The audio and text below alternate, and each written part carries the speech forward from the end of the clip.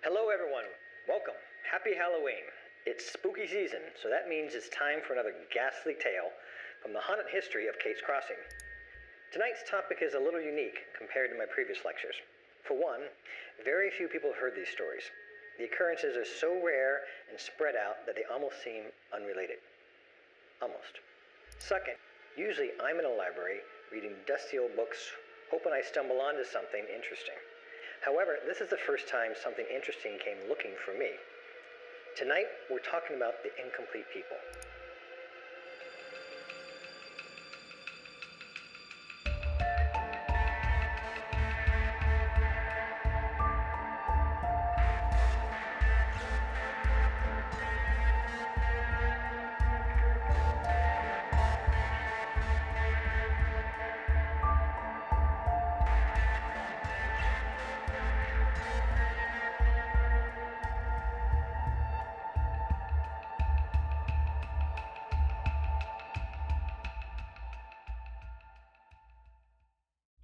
So I'm sure you're asking, who or what are the incomplete people? Well, from what I can tell, they seem to be ghosts or apparitions missing a piece of their bodies, like arms, legs, torso, head, or a combination of the above.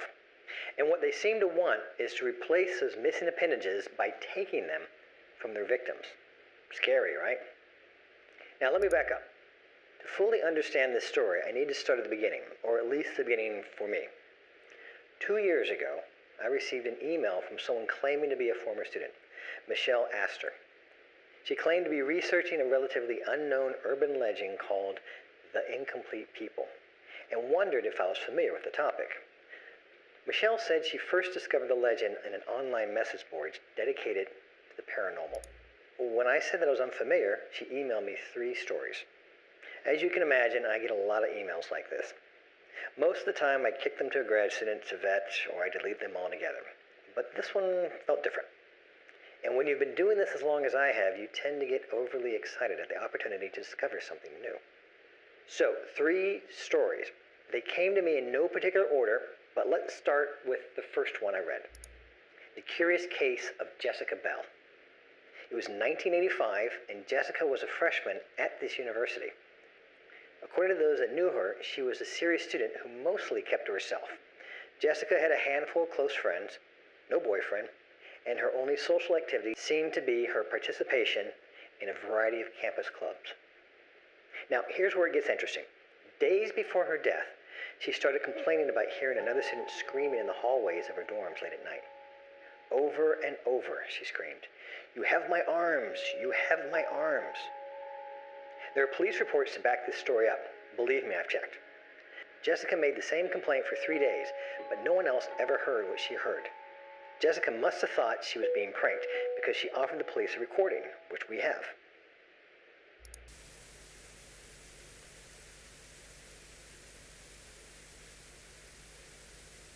Hear anything? Nope. All right, let's listen again.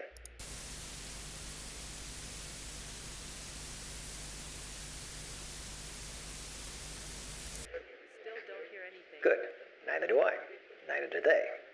But on the 4th night, this weird story gets weirder. Jessica claimed an armless girl was trying to get into her room. From what she described, the woman was trying to bite her way through the door. Jessica claimed that when she looked through the peephole, all that she could see was the woman's open mouth coming for her. The drawing you're seeing was provided by my friend Greg Warringchuk. This is going to help us visualize the monster. He provided the others that you'll see too. So at this point, campus police dismissed her report, which they would come to regret. The next morning, she was found dead in her car, missing both of her arms. No arrests were ever made.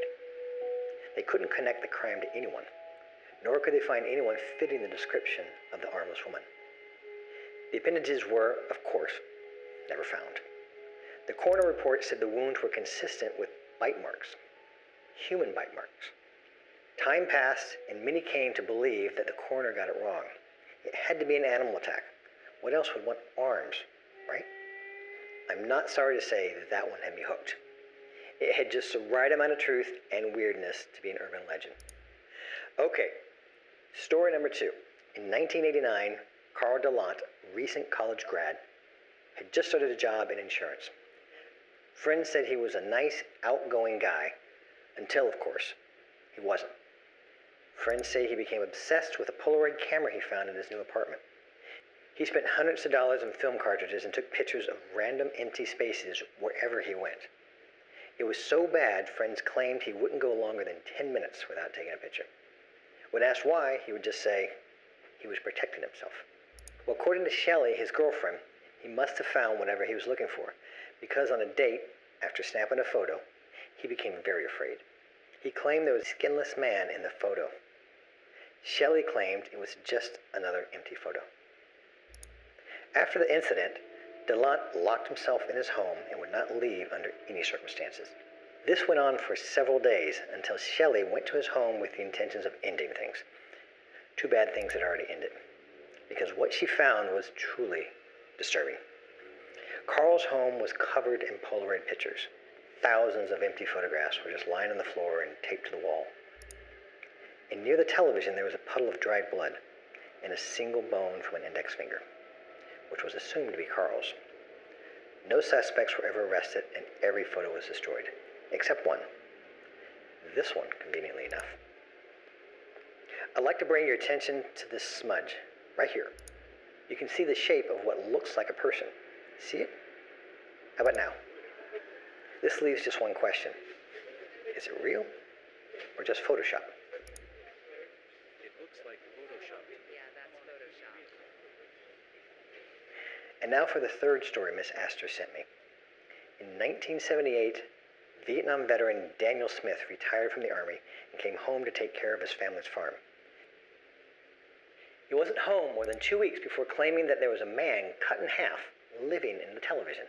But Daniel insisted that he saw the creature in every program he watched, every time he turned it on. It got so bad, Daniel threw out the television. Eventually, his wife convinced her husband to see a doctor, who contributed his ailment to post-Vietnam syndrome, or what we know as PTSD. Daniel believed that the bisected man, as he named him, was punishment for the things he did in the war. He never said what those things were. He took those details to the grave. A little over 2 months after returning home, Daniel would be found dead from a bizarre tractor accident.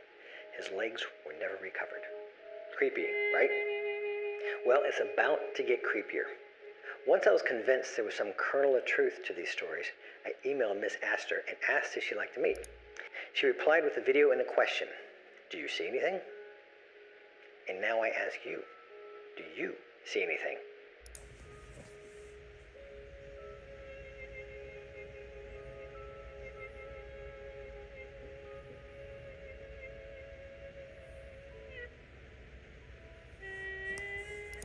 Yep, neither do I.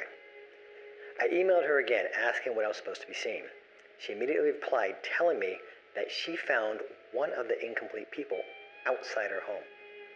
This one didn't have his head. Before I could reply, she followed up with a second email. There was a link to another article.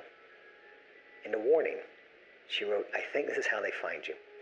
They notice when people come looking, and I don't think it matters if you know what you're looking for. I think it's as simple as finding something in a picture, a painting, or a video that you didn't notice before. It's when you take that second look, that's when they find you. And when they find you, they own you. I'll be honest, this stuff doesn't get under my skin often, but this did. I let myself get caught up in the story. Of course, my curiosity was still piqued. I had to see what Michelle shared. This one tells the story of Amy LeBlanc, 1992. She was in her late 20s and had recently moved to New York in hopes of starting a music career. One weekend, she attended an art exhibit with her roommate, Carol.